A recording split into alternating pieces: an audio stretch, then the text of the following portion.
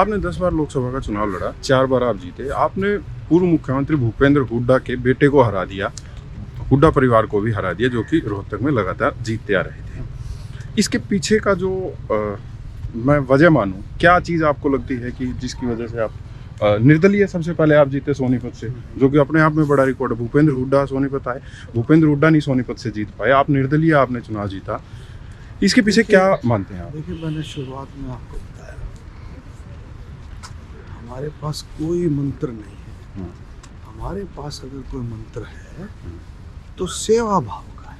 ठीक है, मैं आपको कहता हूँ, अपने कार्यकर्ताओं को भी, अपने साथियों को भी मैं कहता हूँ, मैं भी पार्टी का कार्यकर्ता हूँ, कि जिसके अंदर ये भाव हो उसके अंदर जाति पाति कभी नहीं हो सकता। हमने हर चीज़ से ऊपर उठ करके, जाति पाति से ऊपर उठ करके सबका साथ, सबका विकास, ये हमारा शुरू से कि सबको साथ लो।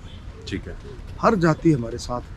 2024 में ये बात क्यों नहीं बन पाई? आप लोकसभा का चुनाव हार गए। सारे के सारे जो हमने जोड़ करके इस काम को हमने आगे बढ़ाया, लोगों ने सम्मान किया जी, लोगों ने सम्मान किया और हमारे को निर्दलीय जिताया।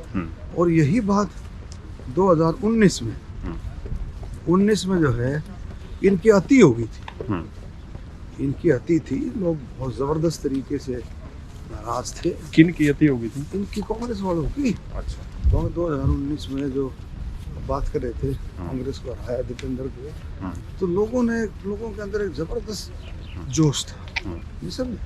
अब 2024 की जो बात कर रहे हैं, इसमें आपको पता, ये करते हैं वोट चोरी क्या क्या करते हैं। आप देखो इनके चुनाव में जा करके किस तरह की धेंगा मस्ती होती है। लेकिन 2024 का जो लोकसभा चुनाव था, जब तक वोट चोरी का मुद्दा नहीं था, ये तो विधानसभा चुनाव के बाद आया है। तो जो हार हुई उसकी वजह क्या मानते हैं आप? धेंगा मस्ती जो है, जिस तरह से होती है, लोगों को बहकाने का काम। अब आप देखें, हरियाणा में 10 में से 5 सीटें आई। इन्होंने एक ऐसा नैरेटिव सेट कर रखा था, आपको बताऊं, ऐसा नैरेटिव सेट कर रखा था कि भाई संविधान बदल देंगे, संविधान बदल देंगे, गरीबों के हक छीन लेंगे, कितनी बातें ही करते थे। और सबसे बड़ी बात, एक चीज और लोगों के माइंड में सेट कर दी थी। वो क्या कर दी थी कि भाई मुख्यमंत्री बनेंगे, कांग्रेस आएगी, हुड्डा मुख्यमंत्री बनाएगा, हुड्डा मुख्यमंत्री। ये कितना जबरदस्त माहौल इन्होंने बनाया।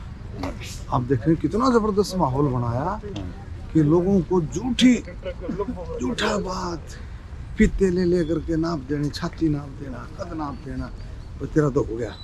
लोगों को बहकाने का जो काम है वो इन्होंने किया। और 5 सीटें, ये 10 में से 5 सीटें जीते। उस समय आप देखो, उस समय इलेक्शन कमीशन भी बढ़िया था, वोटर लिस्ट भी बढ़िया थी, सब कुछ अच्छा था, नहीं समझे। और जो हार गए तो सब, आप देखो ना कैसा सेट किया, कैसी अफवाहें फैलाई कि रघुवीर कादियान जी, डॉक्टर साहब विधानसभा में ये कह रहे थे कि भाई दीवारें बोल रही थी, दीवारें क्या बोल रही थी? भाई कांग्रेस आएगी, कांग्रेस आएगी, कांग्रेस आएगी, कांग्रेस। विधानसभा में बोले, ये समझे, विधानसभा में बोले। कौन सी दीवार बोल रही थी भाई?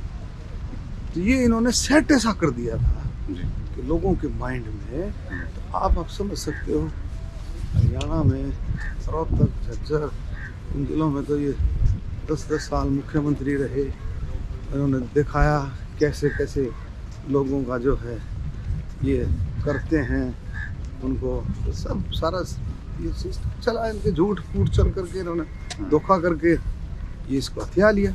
आप पर भी ये कहा गया, जब फिर कह रहा हूँ, रोहतक की जो सीट है, तो मैं फिर कह रहा हूँ, रोहतक लोकसभा की सीट 100% भारतीय जनता पार्टी की सीट है, 100% भारतीय जनता पार्टी की विचारधारा की सीट है, 100% भारतीय जनता पार्टी के कार्यकर्ताओं की मेहनत की सीट है। लोगों ने दिखा दिया। आप देख रहे हैं, क्या कहते थे भाई वहाँ से तो कोई आ जाइए, लोगों ने दिखाया अगर मेहनत की जाए और ये झूठी अफवाहों से बचा जाए तो 100% भारतीय जनता पार्टी की सीट है रोहतक लोकसभा जी।